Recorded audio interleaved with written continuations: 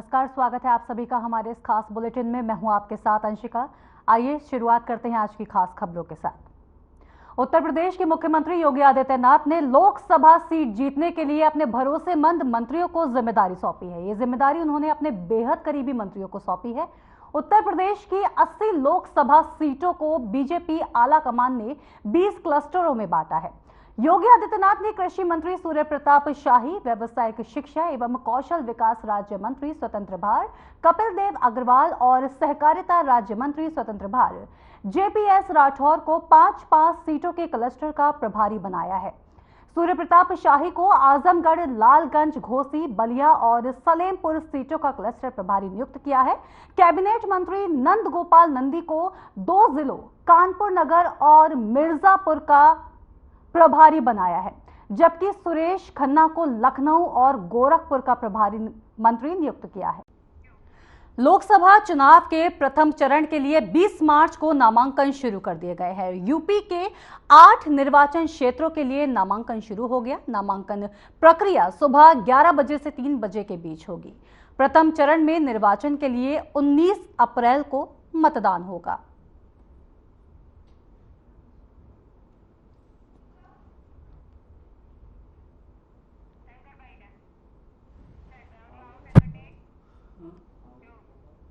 लोकसभा चुनावों का डंका बज चुका है और देश ने अगली सरकार चुनने का मन बना लिया है। इसी कड़ी में हमने यूएई में रहने वाले भारतीयों से मोदी सरकार के 10 वर्षों के कामकाज की चर्चा की। क्या कुछ कहा उन्होंने, आइए आपको सुनाते हैं। Hello viewers and welcome to our special interview segment. I am your host Pratiksha Patel, and in today's interview segment we have with us Mr. Jitendra Vaidya ji, who has been in UAE for past 26 years. He is also the president of Indian People Forum in UAE. We would also like the viewers to know that it is the same organization that played a key role in hosting Ahlan Modi. Yes, you heard it right, Ahlan Modi. Namaste Jitendra ji, welcome to our show. Could you outline Prime Minister Modi ji's achievements during his tenure of last 10 years in India? First of all, I would like to thank you to speak about the achievements of Shri Narendra ji Modi's government. If you see the last 10 years, there is a huge positive changes brought by Yashasvi Pradhan Mantri Shri Narendra ji Modi. In his first visit to US, Yashasvi Pradhan Mantri ji announced Swachhata Abhiyan, and under the Swachhata Abhiyan 11 crore 70 lakh toilets has been provided to the poor people. More than 12 crore Nal connection has been given under the Nal Se Jal scheme, and I can proudly say that हमारी माँ बहनों के 11 करोड़ से ज़्यादा महिलाओं के आंखों के आंसू पोंछ के more than 11 crore gas connection has been provided. 3 crore 18 lakh Sukanya Samriddhi account खोले गए। 4 करोड़ से ज़्यादा बेघरों को पक्के मकान दिए गए। और आप लोगों को याद होगा कि किसी ज़माने में एक पूर्व प्रधानमंत्री कहा करते थे कि मैं 100 रुपये डालता हूँ और 15 रुपये मिलते हैं। उस मिथ को ख़त्म करके हमारे यशस्वी प्रधानमंत्री जी ने 47 करोड़ से ज़्यादा बैंक अकाउंट खोले और ये तय किया कि पुअर के अकाउंट में पैसे जाएं और 100% जाएं। और इससे ज़्यादा within this 10 years 52,000 kilometre highway has been built. अभी तो मैं कई और बड़े अचीवमेंट्स के बारे में बात ही नहीं कर रहा हूँ। ये तो सिर्फ एक नॉर्मल लाइफ को किस तरीके से यशस्वी प्रधानमंत्री जी ऊपर लेके आए, ये वो मोमेंट्स थे। यदि आप दूसरी बातें करें तो जिसकी हमने जिंदगी में कल्पना नहीं करी, 370 हटी। 500 सालों का हमारा संघर्ष खत्म हुआ और श्री राम मंदिर बना। ट्रिपल तलाक हटा, CAA आया। आप अचीवमेंट्स के बारे में यदि बात करें तो पूरा दिन खत्म हो जाएगा। How would you describe Prime Minister Modi ji's global image? Prime Minister Narendra Modi's global image today is a 78%. It's a top of all the leaders in the world. Narendra ji Modi ने खुद की ही इमेज नहीं, rather all Indians' image has gone high because of यशस्वी प्रधानमंत्री जी Narendra ji Modi. Since you have organized the mega public event Ahlan Modi in Abu Dhabi, can you explain in few words, and can we call you that you are true representative of Narendra Modi Sarkar? See, Ahlan Modi, the dream we have seen in September, we have sent the proposal to organize the mega public event during his visit to UAE on 14th February 2024 for the Pran Pratishtha of a BAPS Mandir.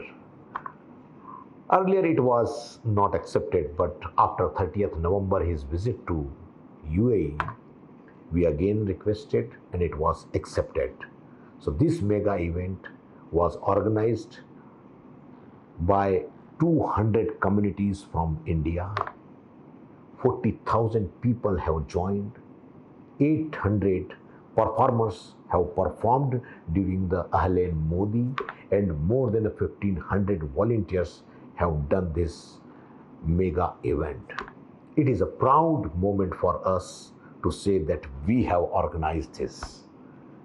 Second question, that I represent Yashasvi Pradhan Mantri Shri Narendra Ji Modi and his government. So yes, I represent Narendra Ji Modi, and it is not only me, rather I can say that India's 140 crore people represent Narendra Modi, and because they are his parivar.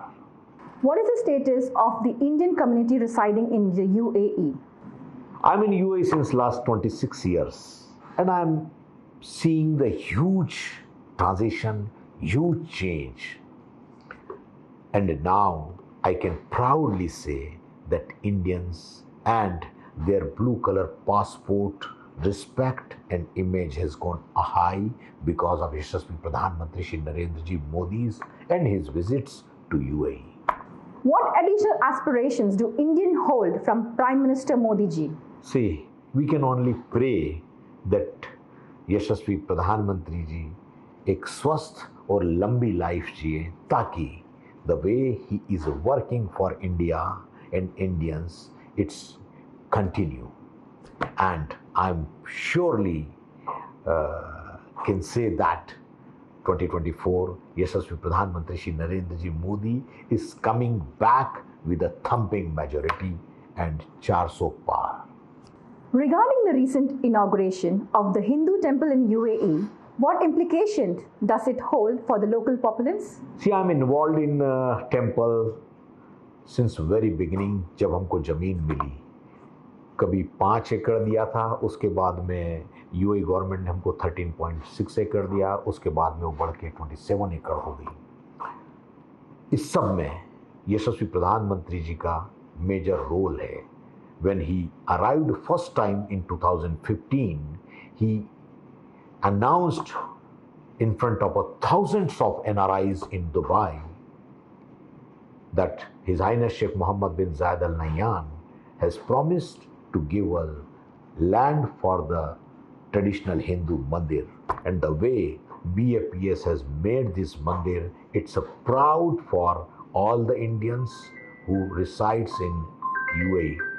And I can say that it is a BAPS मंदिर, but यहाँ पे 7 भगवानों की मूर्तियाँ हैं. यहाँ पे शिव परिवार है, यहाँ राम परिवार है, यहाँ कृष्ण परिवार है, यहाँ पे स्वामी नारायण परिवार है, यहाँ अयप्पा परिवार है. तो ये एक वो यूनिक टेम्पल है जहाँ पे पूरी दुनिया विजिट करने वाली है. This temple is a sign of a harmony and a friendship, and I am sure that this temple will last for 1,000 years, because इन सब पूरे मंदिर में सारे भारतीयों की इच्छा, उनकी दुआ और उनकी विशेष छुपी हुई है. What noticeable changes have occurred in the relationship between the UAE government and the Indian populace since 2014? See, when first time Yashasvi Pradhan Mantri Shri Narendra Ji Modi came to UAE, and when he saw the love and affection towards our Janmabhoomi of all the NRIs, ये 1, 2 या 3 नहीं, this 13th February he arrived 7th time, and I am 100% sure that so many places in India he would have not visited this many times. Each time the relationship between India and UAE gone high, and I can proudly say that today the trade between India and UAE is crossing the magical figure of $100 billion. It gives the sign of a change, it gives the sign of a relationship between India and UAE. Well, thank you very much for your time, Jitendra ji. And this concludes our special interview segment today. Thank you very much for joining us. This is Pratiksha Patel signing off. खबर बदायूं से है, जहां 2 युवकों ने बर्बरता से 2 बच्चों का मर्डर कर दिया। घटना के बाद नाराज लोगों ने प्रदर्शन किया, जिसके बाद पुलिस का एक्शन देखने को मिला है। पुलिस एनकाउंटर में एक आरोपी मारा गया है, तो वहीं एक आरोपी अभी भी फरार है। पुलिस फरार की तलाश में जुटी हुई है।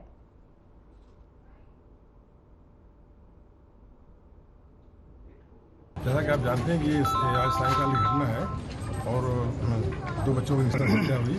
इसमें खून से लथपथ अभियुक्त वहाँ से निकल गया और हमारी जो पुलिस टीम को पता चला, उसने पीछा किया तो इसको शेखोपुरी जंगल कितना ज़्यादा दिखाई दिया।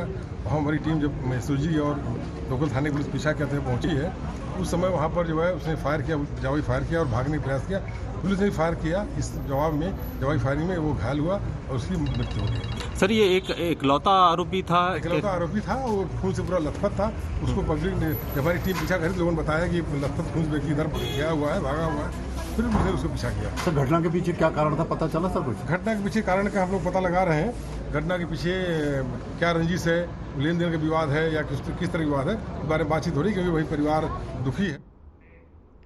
लोकसभा चुनावों का शंखनाद हो चुका है। सभी पार्टियां जीतने के लिए एड़ी चोटी का जोर लगा रही हैं। ऐसे में बीजेपी मुख्य कार्यालय पर चैनल हेड ब्रजमोहन सिंह रघुवंशी से ब्यूरो हेड सपना चारण ने लोकसभा चुनावों को लेकर कई अहम मुद्दों पर चर्चा की। आपको भी सुनवाते हैं इस चर्चा के दौरान क्या कुछ सवाल जवाब रहे।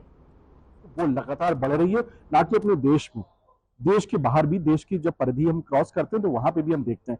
तो अपने आप में ये बहुत ही महत्वपूर्ण चुनाव होने जा रहा है, क्योंकि मुझे लगता है कि इस चुनाव के बाद से इस देश की जो तस्वीर थी, जो 14 के बाद से बदली है, वो 24 के बाद और भी बदलेगी और बेहतरीन तरीके से बदलेगी। दिल्ली में बीजेपी के हेडक्वार्टर्स में हम इस समय खड़े हैं और देश की सबसे बड़ी पार्टी भारतीय जनता पार्टी, क्या एजेंडे रहेंगे उनके, और उनके एजेंडों पे अगर हम बात करें तो क्या खास तौर पर पब्लिक के सामने जाएंगे वो, तो क्या मतलब मुद्दे रहेंगे जो पब्लिक को वो अट्रैक्ट कर सकेंगे, क्या लगता है आपको?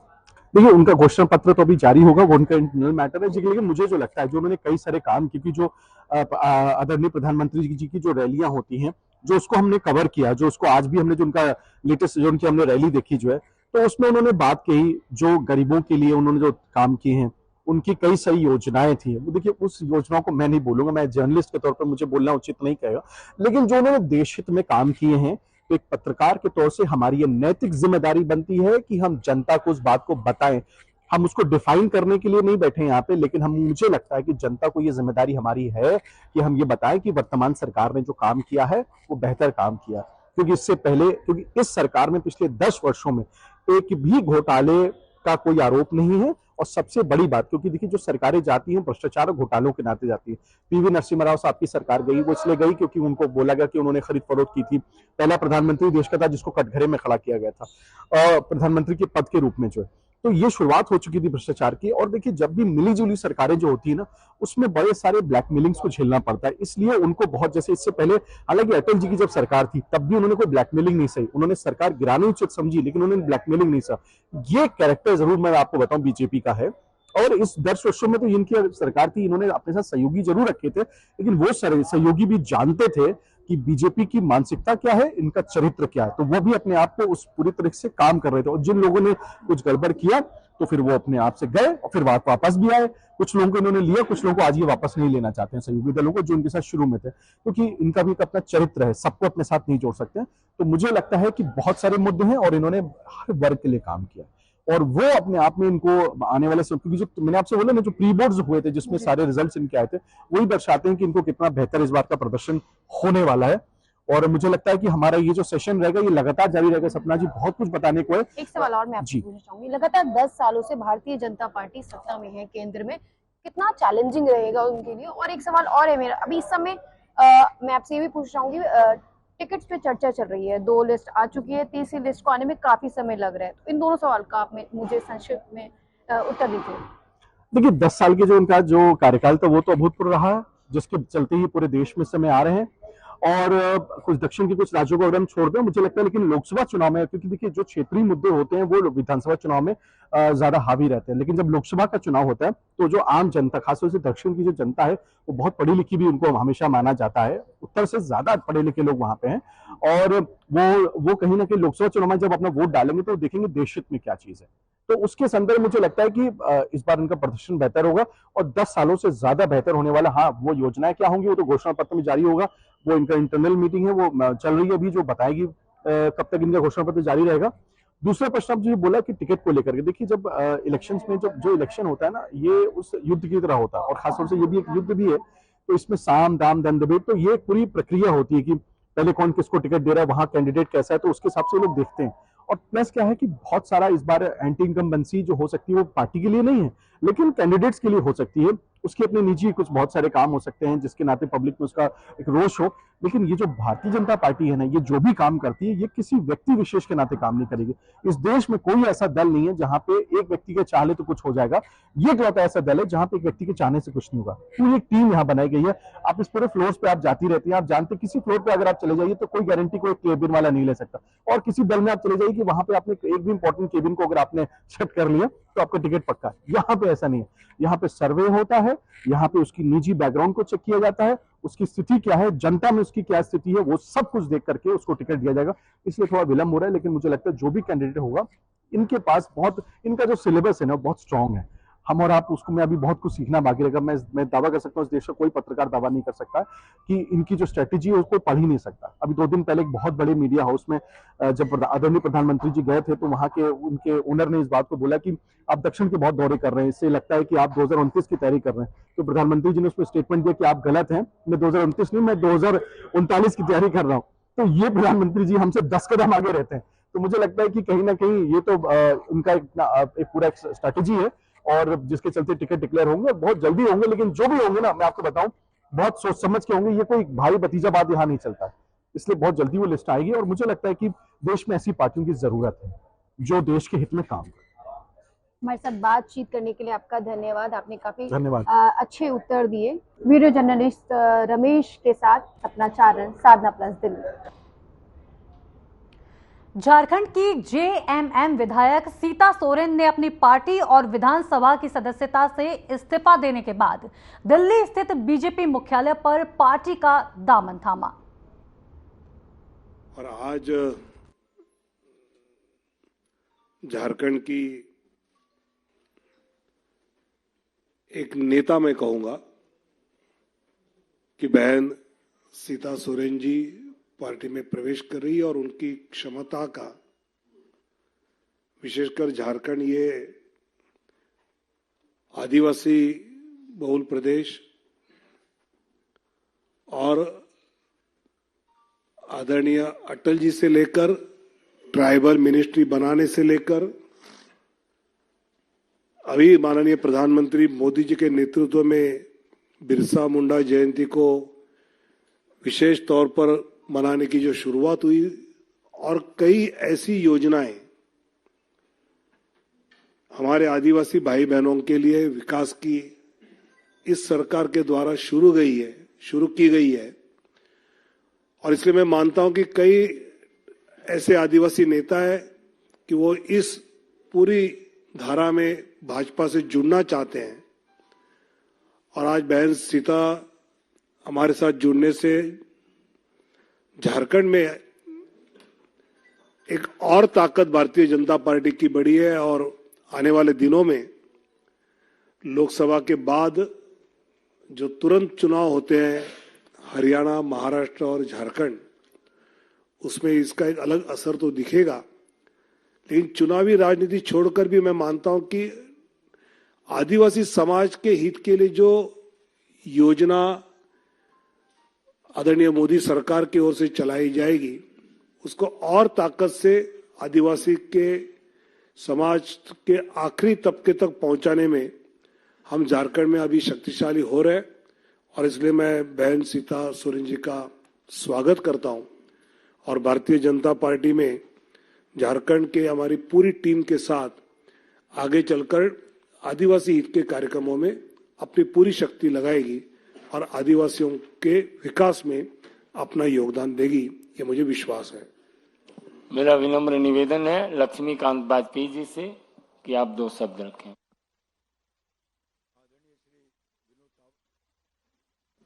हेलो, आदरणीय श्री विनोद तावड़े जी, संजय मयूख जी और पार्टी के नई सदस्यता ग्रहण करने वाली बहन सीता सोरेन जी, मैं स्वागत करता हूं जैसा आदरणीय विनोद तावड़े जी ने किया है बहन सीता सोरेन जी का।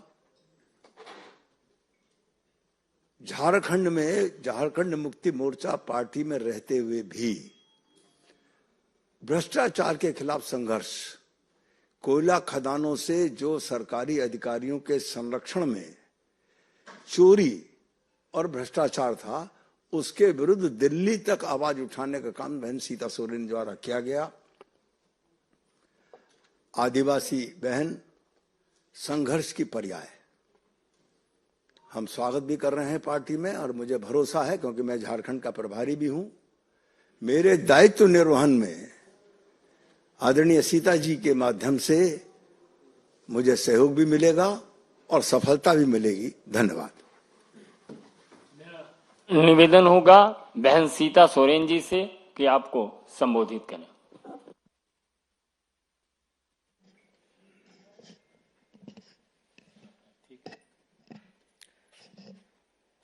आज के इस मंच में उपस्थित हमारे झारखंड प्रभारी लक्ष्मीकांत वाजपेयी जी, विनोद तावड़े जी, संजय मयूसी एवं सभी पत्रकार बंधुओं, आज हम झारखंड मुक्ति मोर्चा के महापरिवार को छोड़ करके यशस्वी प्रधानमंत्री नरेंद्र मोदी जी के विशाल परिवार में आज हम शामिल हो रहे हैं। और जिस तरह से नरेंद्र मोदी जी का सोच पूरे भारत में और पूरे विश्व में जो हम सबको देखने के लिए मिल रहा है, आए दिन विकास का कार्य हो रहा है और सभी टीम, जेपी नड्डा जी, गृह मंत्री अमित शाह जी, देवेंद्र फर्नांडिस जी, दिन रात सभी मिलकर के लगे हुए हैं कि हमारे इंडिया का विकास कैसे हो। इसी दृष्टिकोण को देखते हुए हम लोग आज चुनाव के दिनों में पहुंचे हैं और पूरा इंडिया से हमें सूचना मिल रही है कि लोग, जो कैंडिडेट है, भारतीय जनता पार्टी के ऊपर पूरे तरह से विश्वास रखते हुए इस महापरिवार में, मोदी जी के महापरिवार में आस्था और विश्वास को देखते हुए सभी कोई इस परिवार में जुड़ रहे हैं। और मैंने भी कई संघर्ष किए। झारखंड में 14 साल झारखंड मुक्ति मोर्चा पार्टी में रही। मेरे ससुर जी शिबू सोरेन जी, मेरे स्वर्गीय पति दुर्गा सोरेन जी, उनके अगुवाई में झारखंड अलग राज्य बना। और फिलहाल इसी के साथ इस बुलेटिन में इतना ही। मुझे दीजिए इजाजत। नमस्कार।